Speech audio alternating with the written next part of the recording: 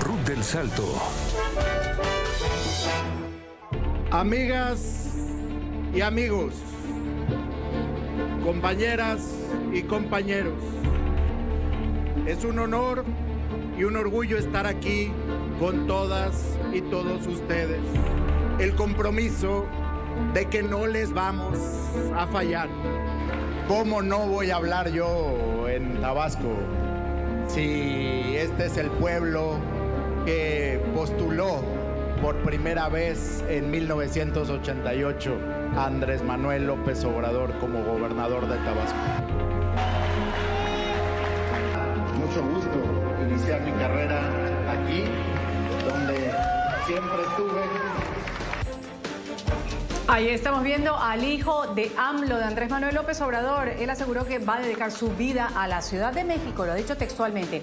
Andrés Manuel López Beltrán ha pedido a la militancia de Morena mantener el legado de su padre, aunque también dio una declaración que hizo pensar a la militancia la posibilidad de que el hijo del expresidente pueda buscar la jefatura de gobierno. Vamos a abrir el debate sobre el debate interno en México. ¿El hijo de AMLO va por Ciudad de México en el 2030? Yo y mi familia seremos tabasqueños de nacimiento, pero nos consideramos chilangos por adopción y por convicción. Esta ciudad nos dio todo y le debemos absolutamente todo. Por eso le dedicaré mi vida y siempre lucharé por su bienestar, pero sobre todo por los más pobres, porque como siempre nos enseñaron, amor con amor se paga. ¡Viva la Ciudad de México! Escuché ahorita que venía el noticiero, bueno, pues eso me parece un cinismo, ¿no? Justamente ahorita que decías de las trayectorias de los personajes, bueno, hay que construir una trayectoria que avale. Clara tiene 2 meses gobernando y ya salió el hijo Andrés Manuel para decir que es el sucesor. Entonces eso va a generar un conflicto político al interior de Morena, en la capital, y todo va a ser leído así, porque confesó su chilangonismo y su amor y que todo le debe a la ciudad. Perdón, pero en política no hay coincidencia. Se fue a la plaza de Tlatelolco e hizo un evento para decir voy por la jefatura. Pero no será como distraer.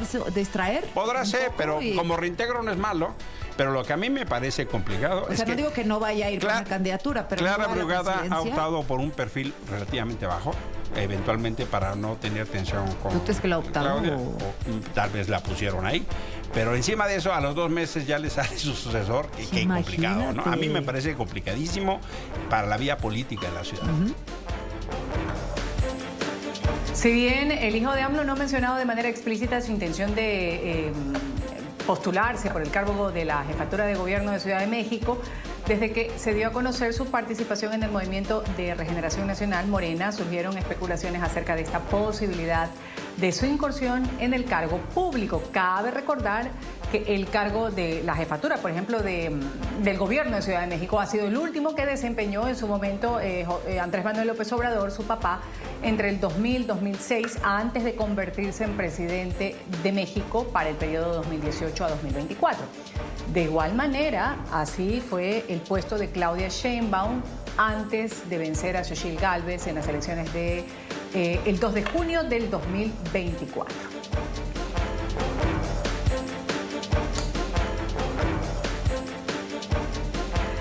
Enseguida vamos a saludar a quienes integran el panel el día de hoy en Ángulo. Vamos a mostrar este debate interno que hay en México. Lo ponemos en la palestra del canal de las Américas NTN 24. Saludo. Alberto López, asesor parlamentario de Morena. Gracias por estar con nosotros, señor López. Encantado de estar con usted. Muchas gracias. Encantado de tenerlo también. Y lo mismo, el saludo y la bienvenida en México a Ricardo Ibarra, consultor político del Partido Acción Nacional, el PAN. Gracias por estar con nosotros. ¿Qué tal, Rod? Un gusto estar con ustedes. Buen día.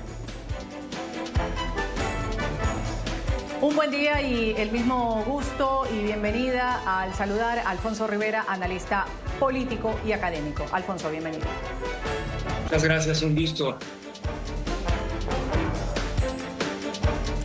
Gracias a los tres por estar en Ángulo. Alberto, la primera pregunta y de rigor. ¿En serio hay aspiraciones de parte del hijo de Andrés Manuel López Obrador, que es lo que está sonando con fuerza, que ha sido tema de análisis en muchas cadenas locales en México con respecto a estas aspiraciones? Aquí hay que devolverle a México lo que le ha dado a Ciudad de México, particularmente la jefatura de gobierno. ¿Existen estas aspiraciones, Alberto?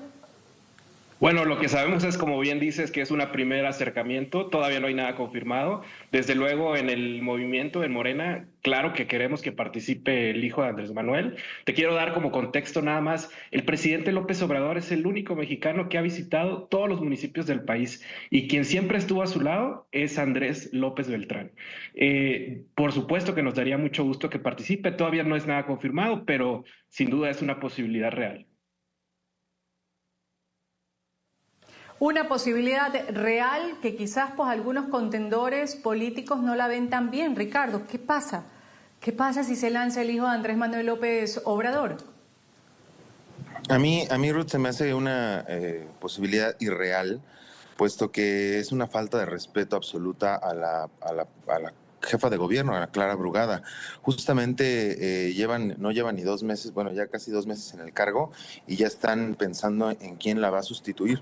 Creo que más allá de pensar en las aspiraciones dinásticas o imperiales de una familia, un linaje, pues deberíamos de estar pensando en la gobernabilidad de la ciudad. La ciudad no va bien. Y particularmente eso se reflejó en la elección de junio de 2024. O sea, ya no fue tan holgada la diferencia en los resultados electorales. Sí fue una diferencia de 13 puntos con respecto a la jefatura de gobierno, pero en el Congreso local no fue así. Quedaron 49% versus 48% de la oposición. Y aunque se hayan robado los votos por medio de la sobrerepresentación, pues hoy estas grandes mayorías le permiten los sueños guajiros a los hijos del presidente.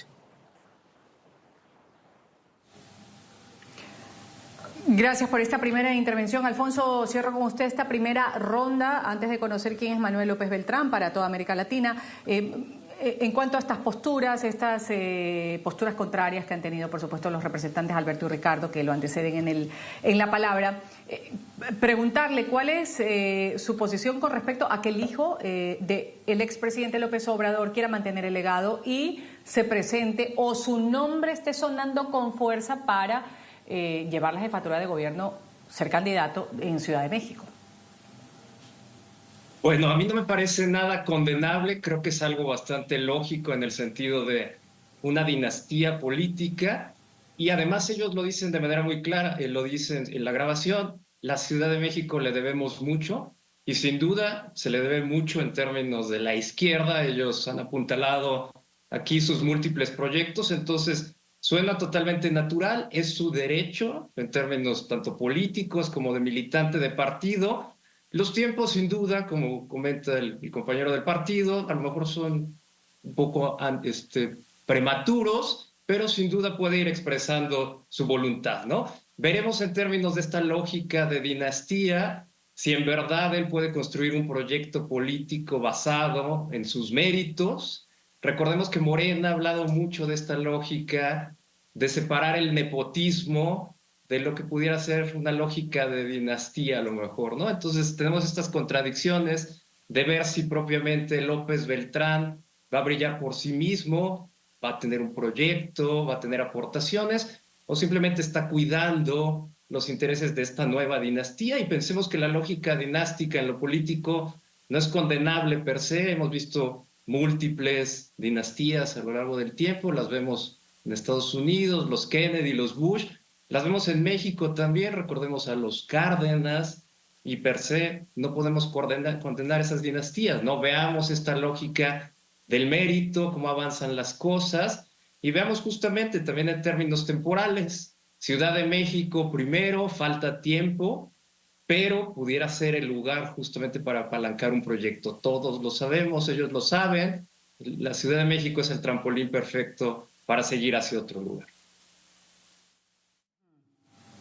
Ok, vamos ahora a dar la oportunidad de la réplica. Voy a empezar con Ricardo a propósito de esta dinastía que ha mencionado Alfonso, en qué está de acuerdo, en qué no concuerda. Ha citado algunos políticos de trayectoria a nivel mundial cuyos hijos también han querido tener aspiraciones políticas. Ricardo, empiezo con usted, luego le doy la palabra a Alberto también para hablar de la situación de méritos, no solo la dinastía, sino el mérito. Ricardo, empiezo con usted esta parte. El único mérito que le alcanzo a ver al hijo de Andrés Manuel es justamente la red de Andy. O sea, esta red en donde sacó para sus amigos negocios en Dos Bocas, en el malecón de Villahermosa. Pues al final del día son actos de corrupción que quedaron en la red de influencia de los amigos y que hoy otra clase se está haciendo rica. La Ciudad de México ha sido la caja chica durante muchos años del PRD, de lo que fue el PRD y ahora de lo que es Morena. Justamente de ahí vinieron los recursos para las campañas locales, las campañas federales. Por eso justamente Andrés Manuel nunca rompió con Marcelo Ebrard, porque Marcelo Ebrard le daba una muy buena lana a Andrés Manuel para que se financiara sin cargos públicos. También la pregunta es, Ruth, ¿los cargos de verdad se heredan? En este momento en donde pues hablamos de derechos, en donde ellos hablan de la transformación, etcétera, es justo el momento en donde se deben de condenar las dinastías. Y aquí en la Cuauhtémoc, en la alcaldía Cuauhtémoc, se libró una batalla enorme contra una de las ratas más grandes que fue Ricardo Monreal y que quería heredar justamente el cargo a su hija.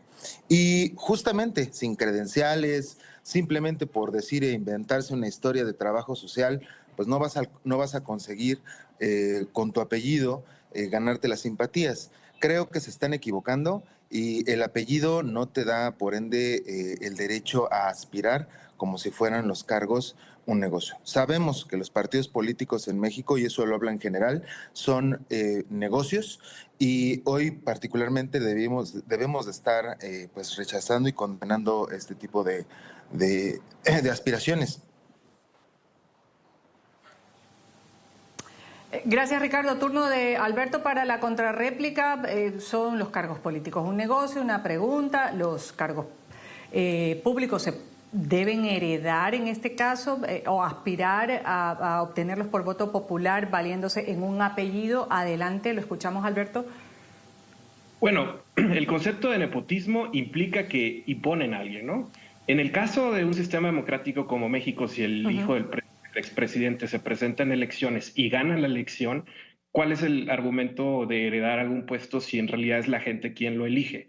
Todos estos señalamientos de corrupción se dieron en el marco de la campaña presidencial reciente que la oposición perdió abrumadoramente, en donde la presidenta Claudia Sheinbaum obtuvo el 69% de los votos, quien por cierto al día de hoy goza del 69% de aprobación en la última encuesta de El Financiero. Cuando hablamos de nepotismo, tiene que precisamente el presidente decir, quiero que mi hijo ocupe esa posición. Y no es una situación viable. Nadie lo aceptaría, ni incluso en el partido. Pero el hecho de que estemos hablando de que los candidatos de Morena son quienes van a liderar la siguiente elección, te habla también de una oposición súper debilitada. No estamos hablando de ningún candidato a oposición, precisamente porque hoy, a 5 años y medio de la elección del 2030, no se ven personajes claros. La verdad es que el reclamo de la oposición hacia Morena viene más desde una posición de debilidad propia. Ellos no han encontrado ni siquiera un mensaje, mucho menos han encontrado líderes. Quienes hoy levantan la voz es uno, Ricardo Anaya, ex candidato presidencial por el PAN, otra es Lili Telles, alguien como un estilo tipo Milei, tipo Trump, quien ha llamado reflectores, pero en realidad no hay personajes serios que puedan alzar la voz para defender su plataforma política de entrada, porque hoy no tienen esa plataforma política. Entonces, la conversación en México en todos los espacios de opinión se centra solamente en los candidatos de Morena. Yo invitaría a la oposición a primero reflexionar, porque te diría que ni a Morena nos conviene que tengamos una oposición tan debilitada. No le conviene al país. Ricardo, ¿por qué no aceptar esta invitación a reflexionar, como lo dice Alberto? Mira, Ruth, no es que haya una oposición debilitada. En realidad lo que hizo el presidente fue debilitar no nada más al sistema de partidos, sino también al sistema democrático. Recordemos que fue el propio gobierno el que impulsó las reformas para debilitar al INE, para debilitar al Poder Judicial, y lo que hoy están haciendo, comprando los votos a los legisladores, extorsionándolos, secuestrándolos, son el gobierno. Entonces, hoy que me digan que la oposición está debilitada, no. Los intereses políticos que están ahí detrás de todos los partidos son los que debilitan a las instituciones. Y bueno, justamente se está hablando, o sea, no hay que confundirnos, se está hablando de las posibilidades de los candidatos en el gobierno. ¿Qué no hay más candidatos en Morena? O sea, necesitan tanto así el apellido de Obrador que en realidad piensan en su hijo.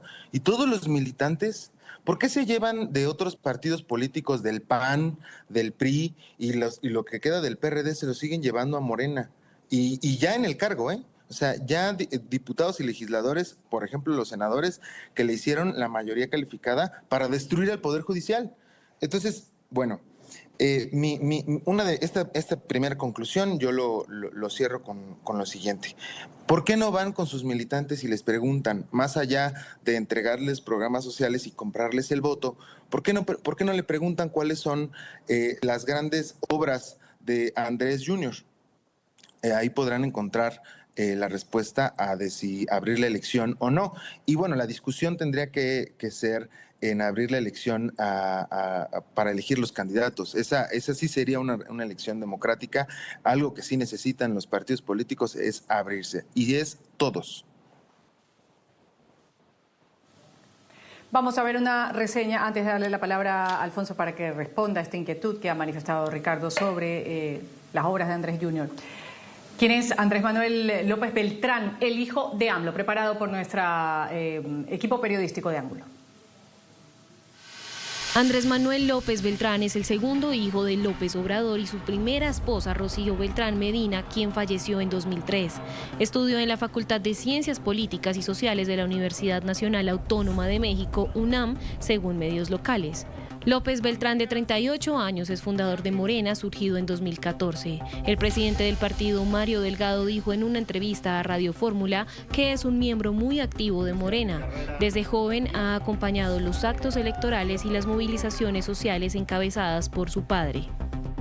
La organización Mexicanos contra la Corrupción y la Impunidad y medios como Latinus señalaron que una red de amigos del hijo del mandatario se vio beneficiado con negocios millonarios en proyectos importantes del anterior gobierno, como la refinería en Dos Bocas y el malecón de Villahermosa.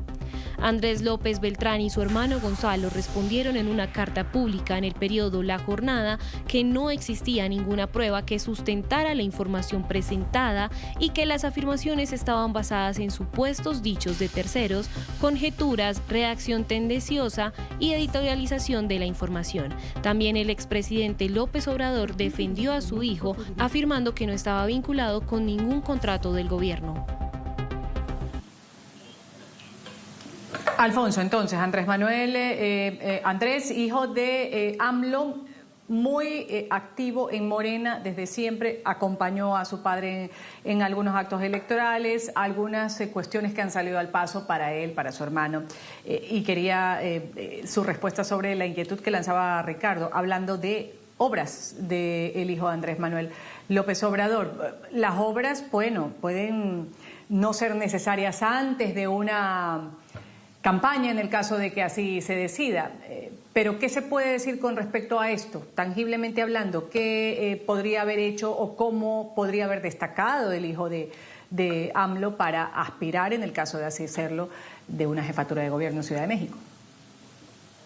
Claro, lo que vemos es que el hijo de López Obrador, que lo conocemos así, el hijo de López Obrador, ¿no? Pero finalmente él ya quiere configurarse como alguien que lo identifiquemos. Andrés López Beltrán ya no va a ser un López Obrador, pensando en esta lógica, y crecer a la sombra a lo mejor de su padre y pensar que tuvo que estar trabajando a lo mejor por detrás en estos últimos años desde Morena, pero finalmente sale a la luz. Yo veo que la oposición, y justamente en esta lógica de oposición, son múltiples oposiciones, ¿no? Entonces por ahí vemos indicios a lo mejor de corrupción, pero el trabajo de estas oposiciones sin duda en los próximos años, no solo lo que han hecho en los años pasados, sino en los próximos años, tiene que centrarse en hacer una propuesta más allá de estar atacando, ¿no? Parece que una posición, pensándola como algo único, no funcionó en el 2024, ya lo vimos, ¿no? Tenemos que ver oposiciones y tenemos que ver oposiciones bien configuradas. Justamente, ¿por qué? Porque estamos viendo reconfiguración de poderes, muchas cosas. Erosión democrática, tal vez, lo vemos con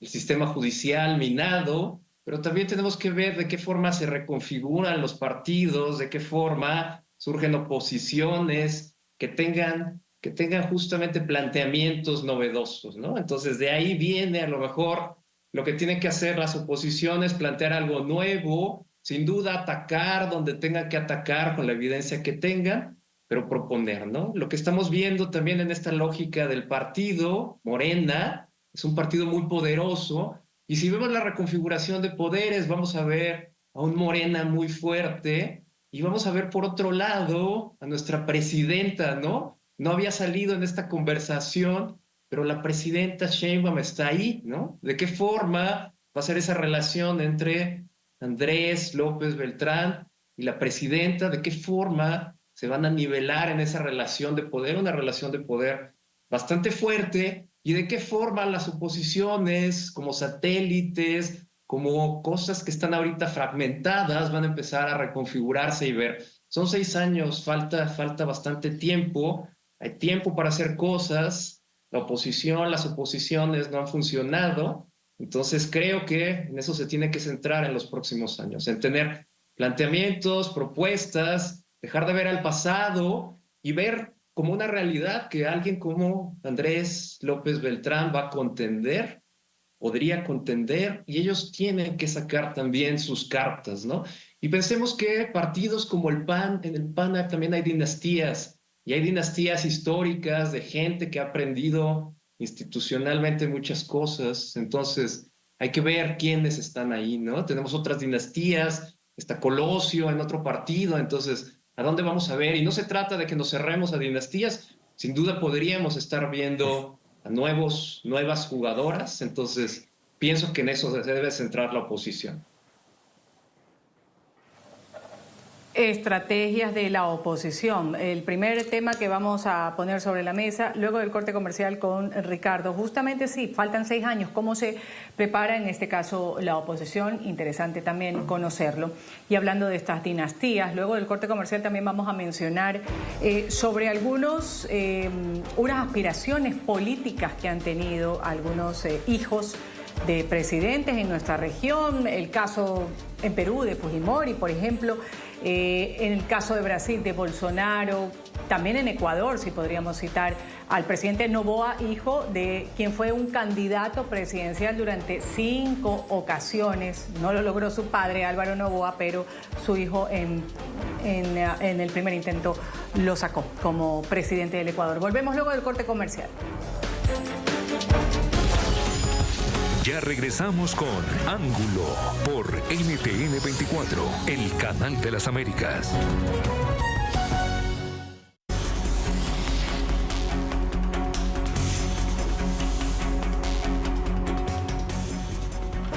Y lo decíamos antes del corte comercial, en nuestra región se han visto varios casos en los que hijos de políticos quieren también ser políticos. En Perú, Keiko y Kenji, por ejemplo, los hijos de Alberto Fujimori, el expresidente, aspiraron a seguir con su legado político. Ambos fueron los rostros más visibles de la dinastía e incluso llegaron a ocupar curules en el Congreso de la República. En el caso de Keiko, quiso llegar al Palacio de Gobierno en algunas ocasiones, pero hasta el momento no ha sido un sueño realizable para ella.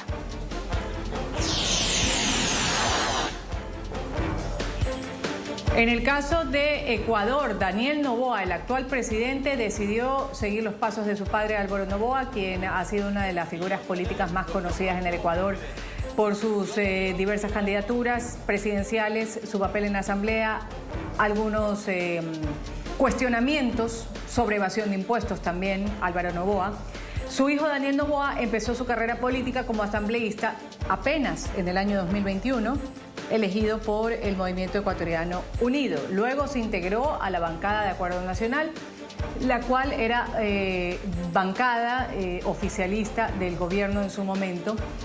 También una adhesión de Guillermo Lasso. Luego se independizó, se presentó candidato por ADN y ganó las elecciones. En Brasil también fue muy conocido el caso del tercer hijo de Jair Bolsonaro, Eduardo Bolsonaro, quien se convirtió en el diputado federal más votado en la historia del país mientras su padre era candidato presidencial. El rostro de Eduardo Bolsonaro fue muy conocido luego de ser apuñalado en septiembre de 2015.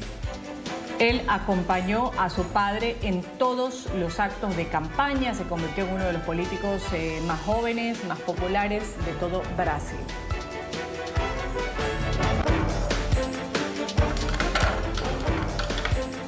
Seguimos aquí en Ángulo, Ricardo, a la inquietud que tenía hace un momento Alfonso con respecto a cuáles serían las estrategias que tiene la oposición pensada para poder llegar a una votación popular nuevamente con una representatividad después de lo que sucedió en la elección pasada con Xochitl Gálvez, con el triunfo de Sheinbaum. ¿Cómo pretenden reestructurarse la actual oposición?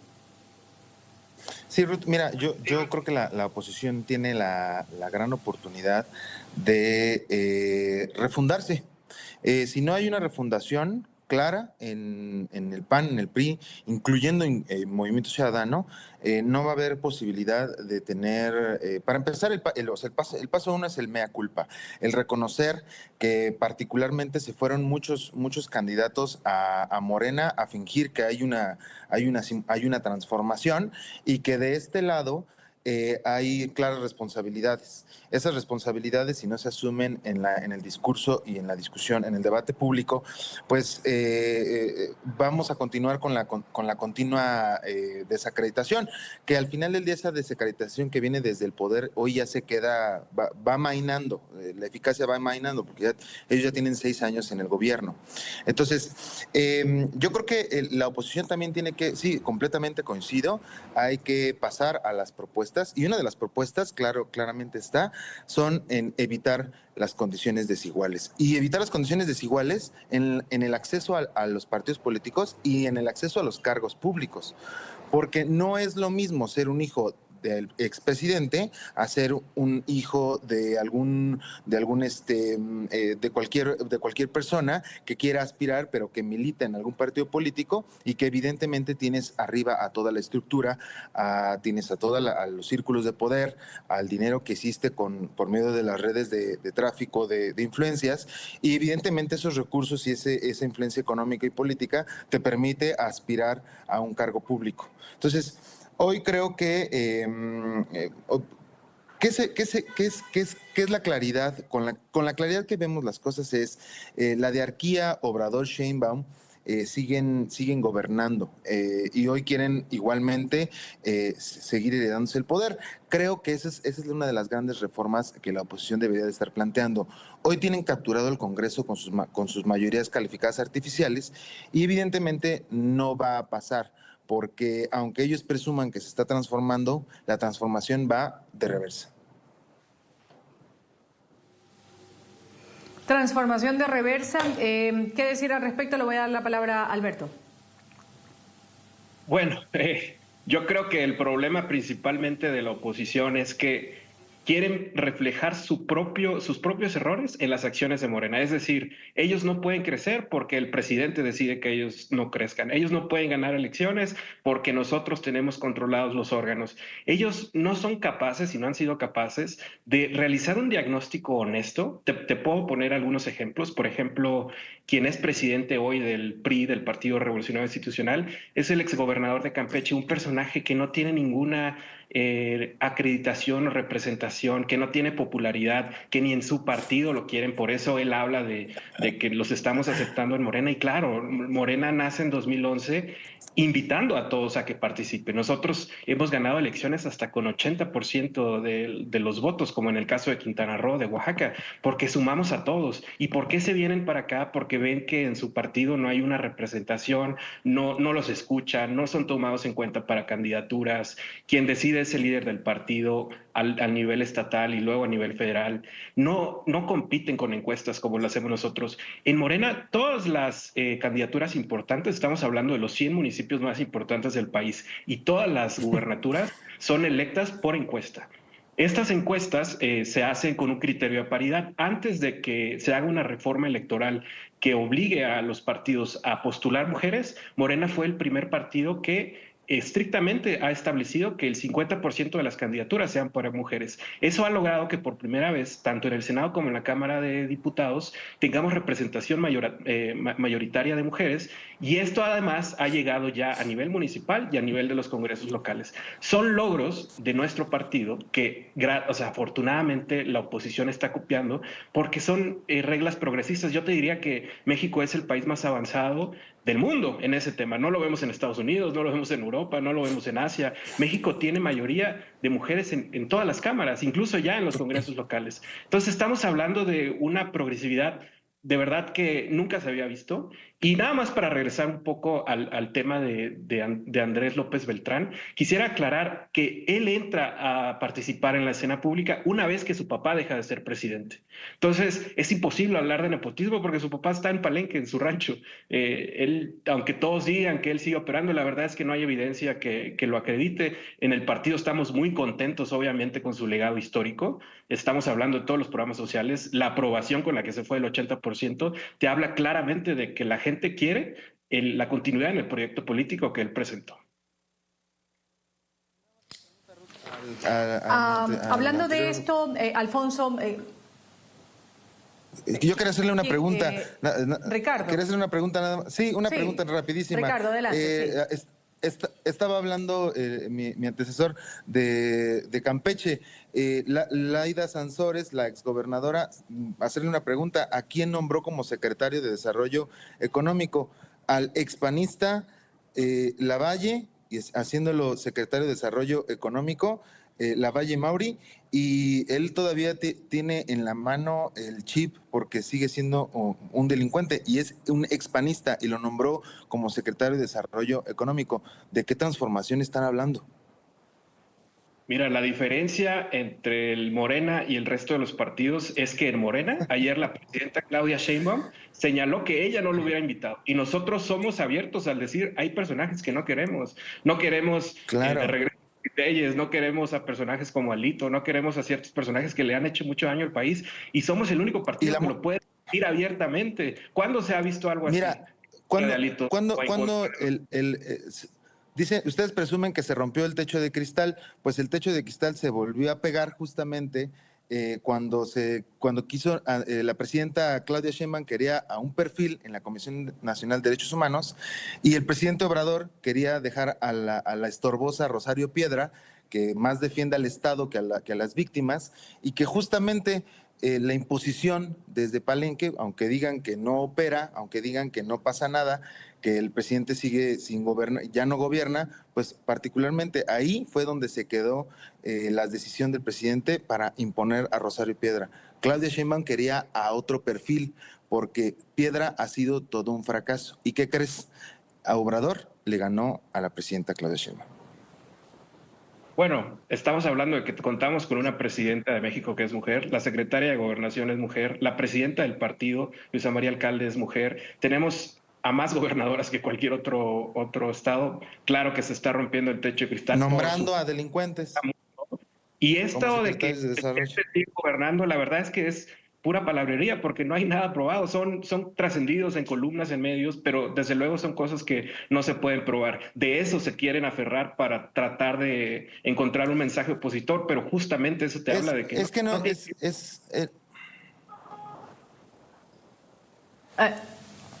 Alberto, Ricardo, Alfonso, vamos a irnos a un pequeño corte comercial. Vamos a retornar luego del mismo, seguimos con el debate. Ya a manera de conclusión, aquí en Ángulo, sobre lo que hemos puesto sobre la mesa, esto de las aspiraciones del hijo de Andrés Manuel López Obrador, que decía Alfonso hace un momento, quiere hacerse un nombre, no el hijo de Andrés Manuel López Obrador, sino Andrés López Beltrán. Volvemos con cómo deberían ser estas estrategias ya a manera de conclusión luego del corte. Ya regresamos con Ángulo por NTN 24, el canal de las Américas.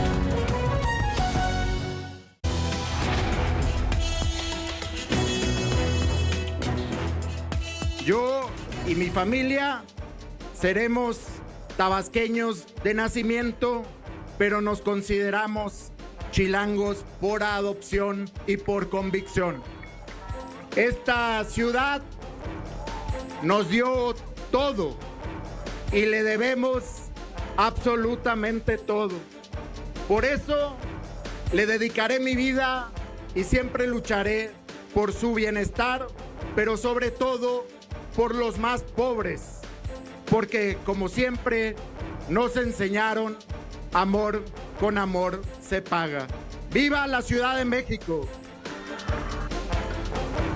Ahí están las palabras del hijo de AMLO asegurando que va a dedicar su vida a Ciudad de México. Andrés Manuel López Beltrán pidió a la militancia de Morena mantener el legado de su padre, aunque también ha dado estas declaraciones que hizo pensar a la militancia la posibilidad de querer aspirar a una jefatura de Ciudad de México, esto en el 2030. Alfonso, hace un momento decíamos cómo se arma un nombre propio, un político, cuando el de su padre, en este caso, para citar y ser precisos, el expresidente de México, Andrés Manuel López Obrador, se mantiene todavía en la palestra, por más de que digan ya no tiene nada que ver o no hay injerencias o haya duda de que siga habiendo en el gobierno de Sheinbaum, pues AMLO, Andrés Manuel López Obrador, ¿cómo se hace un nuevo nombre, el hijo Andrés Manuel López Beltrán? Y pensemos justamente que la plataforma política de Morena es muy poderosa, ha construido demasiado, es una plataforma popular, es una plataforma que tiene votos, que tiene poder, que tiene ahora concentrados también múltiples poderes, a lo mejor en esta república, que ya no es lo que era la República Democrática de antes, del sexenio pasado. Entonces pensemos y podemos imaginarnos que a lo mejor Andrés López Beltrán no va a contender para la Ciudad de México, a lo mejor mide el poder, se hace un nombre y salta directamente para contender por la presidencia de la República. López Obrador no fue gobernador de su estado natal porque no lo logró, usó a la Ciudad de México como su lanzadera y de ahí, después de varios sexenios, logró ser presidente, ¿no? Pero Morena es un partido que ya está consolidado, que sigue acumulando poder, lo decía nuestro colega del PAN, gente salta a él de otros partidos y el día de mañana seguiremos viendo gente brincar de otros partidos hacia Morena y es natural. Hay demasiado poder ahí y Andrés López Beltrán seguramente se da cuenta de eso. ¿Para qué gobernar la ciudad si puedo tal vez el día de mañana brincar directamente a la presidencia? Vimos en esta cápsula que nos presentaron de América Latina que no es en automático que el nombre te vaya a dar el cargo, ¿no?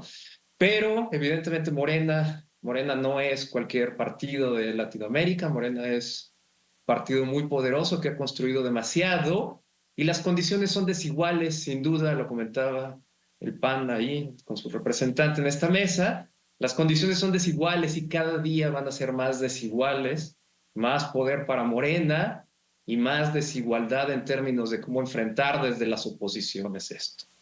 Yo insisto en esta palabra de oposiciones para que el día de mañana a lo mejor no intentemos ver esta conglomerado de partidos que no van a funcionar porque no tienen una oferta, porque no se pueden integrar ideológicamente, porque no funcionan de esa forma, ¿no? Entonces necesitamos, insisto, ver esa reconfiguración y ver de qué forma, quién le va a hacer frente a Morena, con Andrés López Beltrán, con quien sea, en la ciudad, y no solo en la ciudad, en múltiples entidades del país donde domina Morena y cada vez va a dominar más Morena. Entonces el reto es demasiado grande, oposición es buscar candidaturas, personas que tengan algo que ofrecer, pero también renovarse.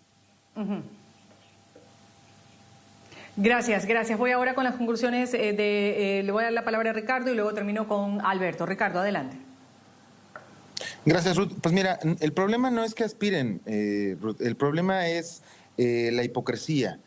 Hay demasiada hipocresía, sobre todo en un partido político que no deja de ser un partido, porque aunque ellos quieran vender la idea de que son un movimiento transformador, es un partido político que al final del día hoy está teniendo cargos, sí, y que está amasando poder y que está destruyendo ciertas reglas democráticas. Y esas reglas democráticas es lo que permitía, por ejemplo, en el INAI, observar los contratos y las redes de corrupción de grupos de influencia como las de Andrés, como las del hijo de Obrador. O, por ejemplo, la diputada local morenista en Guerrero, que se subía en su Cybertruck de Tesla presumiendo, o sea, esa es la hipocresía. Y ella pertenecía a Morena. Morena no nada más es el partido político y el apellido de Obrador y las grandes obras, que no caminan, por cierto, de Obrador. O sea, al final, lo que está detrás es los círculos económicos, los grupos de poder que hoy siguen intactos. La violencia sigue exactamente igual o peor. Hay cosas que no se están haciendo. Entonces, más allá de querer aspirar, debe de haber detrás un proyecto. Claudia Sheinbaum mínimo fue alcaldesa de una delegación aquí en la Ciudad de México, alcaldía, fue después jefa de gobierno y después aspiró a la presidencia. Andrés Jr., ¿qué tiene detrás? No tiene absolutamente nada más que ser un operador financiero de uno de los partidos políticos más opacos en menos tiempo de lo que va de la vida democrática de México. Coincido, México ya no es una democracia. México dejó de tener una posibilidad para que cualquier ciudadano que quiera participar en política, pues entre. Detrás están los grupos, detrás está el verdadero poder, y hoy pregúntenle a Claudia Sheinbaum si se puede gobernar con el pie encima desde Palenque. Gracias, Ricardo. Alberto, cierro con usted. Nada más de entrada lamentar esa expresión del pie encima desde Palenque, porque se me hace un comentario misógino que por todos lados reprobamos en Morena. Yo en general, mi mensaje de cierre, quisiera decir que México va bien, estamos creciendo, tenemos crecimiento económico, nos ven nuestros amigos de Latinoamérica, comparado con el resto de Latinoamérica tenemos una economía sólida.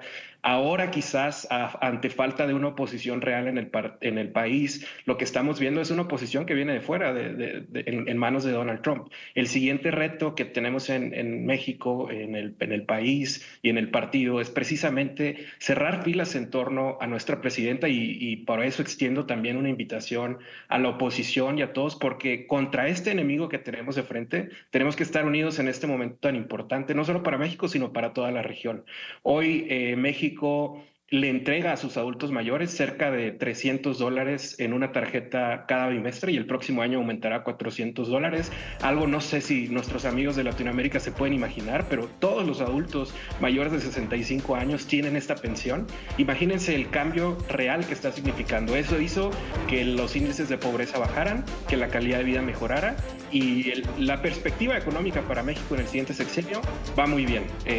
Desde México les envío un saludo y les agradezco mucho por esta invitación. Gracias. No se vaya Alberto, Ricardo, Alfonso. Regreso luego del corte comercial. Esto es Ángulo. Ya regresamos con Ángulo por NTN 24, el canal de las Américas. Hemos abierto el debate en Ángulo sobre el debate interno que hay en México. El hijo de AMLO va por la jefatura de Ciudad de México en el 2030, dinastía política, mérito. Todo esto hemos discutido con mi panel el día de hoy, a quien voy a agradecer el criterio vertido. Alberto López, asesor parlamentario de Morena. Gracias, Alberto. Es una nueva oportunidad. Muchas gracias. A sus órdenes. También voy a agradecer a Ricardo Ibarra, consultor político para el Partido Acción Nacional. Ricardo, gracias. Gracias, Ruth, a ti. Un gusto estar aquí compartiendo expresiones. Un gusto también haber tenido a Alfonso Rivera, analista político y académico. Gracias, Alfonso. Gracias, un gusto estar con ustedes. Me despido, soy Ruth del Salto. Esto ha sido Ángulo. Ustedes sigan con más de la señal de NTN 24, Canal de las Américas.